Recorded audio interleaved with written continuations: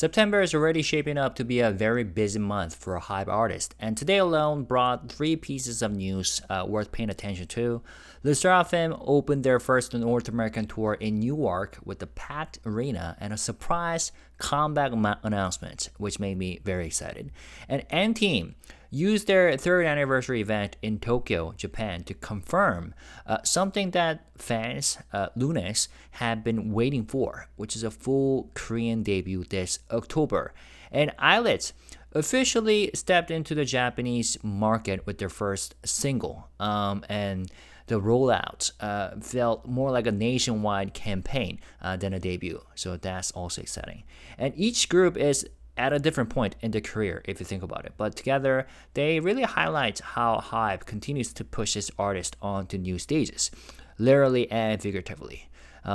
From stadium-level concerts to long-awaited debuts, and also overseas expansions. These moves tell us something about where the company thinks global K-pop should be heading next. So let's start with LESSERAFIM. They set the tone in Newark, New Jersey, where they kicked off their first North American tour at the Prudential Center. Now, the venue itself carries weight. Why? Because it's the same stage that BTS once filled. And more recently, global names like Lady Gaga. And for LESSERAFIM, selling out that arena along with every other stop on during their tour feels it's more than ticket numbers. It's proof that their music and performance style have carved out a space with international fans, especially in the States, in just over 3 years since debut, which is incredible. Now, the concert, if you have seen the footages, or if you have attended the concert in person, or if you have seen the footages online, it opened with high energy as fans sang along to their songs in Korean and in English as well. Songs like Fearless and newer tracks from their March release, Hot. And what stood out wasn't just the performance quality, which was of course polished, confident, and very live as expected from LESSERAFIM, but the audience reaction. Hearing thousands of voices sing Korean lyrics in unison gave the night a sense of shared momentum.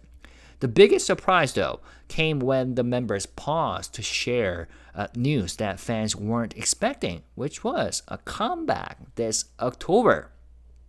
It will be their first release in 7 months, and for a group already riding the high of a sold-out US tour, the timing couldn't be better. Of course, they will be busying themselves. Their schedule is packed, but the momentum-wise is perfect. Now, the concert also had its emotional moments. Hyunjin, who spent years living in the States, recalled sitting in the Prudential Center 8 years ago as a fan, dreaming of one day standing on that stage. And now, performing to a sold-out crowd, she admitted she was moved to tears during rehearsal. So it was like a full circle moment that resonated with both the members and the fans watching. And of course, Yoonjin's sister, Rachel Huh, was also in the audience, which made the night all the more special. The show ended on a personal note, with the group performing different English version of the track and Perfect Night and No Return into the Unknown, while moving through the arena to connect directly with fans. And yeah, it felt like a statement of where they are now, how far they have come, and where they are headed next. And next up, LESSERAFIM will take their tour to Chicago and Texas, Inglewood, San Francisco, Seattle, Las Vegas, and Mexico City. And yeah, if Newark was any indication, these shows are likely to carry the same mix of incredible performance, raw emotion, and growing global stature. By the way, if you have attended their concert in Newark in person, let me know how it was for you. Now, while LESSERAFIM was making their mark in the US, ANDTEAM is writing a new chapter much closer to home. At their third anniversary event in Tokyo, ANDTEAM finally gave fans the news that they have been anticipating since debut, and that is they will be releasing their first Korean mini album, Back to Life, on October 28th. Okay, and for ANDTEAM, this isn't just another comeback announcement. It's basically a shift in their identity. Since their launch under HYBE Japan, the group has been active mainly in the Japanese market, where they have already earned their status, their stripes. Their third single, Go In Blind, sold over 1 million copies, which secured their first million seller certification from the Recording Industry Association of Japan. And their first Asia tour drew around 100,000 fans, and their concerts in Seoul sold out so quickly that even restricted view seats disappeared in minutes. In other words, they're not coming to Korea as rookies. They are arriving with momentum. And ANDTEAM describes Back to Life as both a reflection on their 3-year journey and also a symbol of renewal. And that theme kind of feels fitting. ANDTEAM's path so far has been about building a foundation outside of K-pop's home turf, so to say. And now they are ready to test that foundation in the very market where the genre was born. And they delivered a message to their fans, Lunes, simple yet heartfelt message, and that is they thank the fans for carrying them this far, and they ask them to stay with them as they take this next step. And the timing also feels deliberate. Their Korean debut lands just 3 days after wrapping up their encore shows at Japan's Saitama Super Arena, which is their biggest venue to date, and closing out a tour in one of Japan's largest arenas, and then pivoting directly into a Korean launch. It sends a message, that ANDTEAM is positioning themselves as a truly bicultural group with the infrastructure and fan base to grow in both markets. And by the way, if you've been watching my content since last year, I went to their concerts in Seoul when they came to Korea. And yeah, they were incredible. I liked their music, their style, their performance, and their characters. And their Korean language skills, Korean skills are pretty good. So I'm really excited for them. Now, this is a different kind of milestone compared to LESSERAFIM, but it also highlights the same larger idea that HYBE is actively pushing its groups to expand beyond their initial base, and while using every bit of momentum that they have built so far. And then there's ILLIT, which is the youngest of these 3 groups, who officially planted their flag in Japan this week. So on September 1st, they dropped their debut Japanese single, Toki Yo Tomare, which is a disco pop track, and the title translates to Stop the Time. I just checked out their music video. I instantly fell in love with it. It sounds really cool. So go check it out if you're interested. And the song captures the fleeting, glittery feeling of youth that you wish could last forever. And it's already getting popular. Within hours of release, it climbed to number 2 on Oricon's daily singles chart in Japan, and it hit number 1 on AWA Music's real-time rising chart. And the music video, again, is styled like a mini coming-of-age film, and even landed at number 5 on YouTube's worldwide trending list. And it drew praise from fans, GLLIT, for its dreamy visuals and ILLIT's fresh energy. Now, their Tokyo debut showcase told a similar story. About 550 fans packed the venue, but the real reach came online, where more than 300,000 tuned in through YouTube and TikTok. And the group opened with the pre-release track Topping, already popular in short-form videos thanks to its catchy hook and choreography, before moving into Toki Yo Tomare.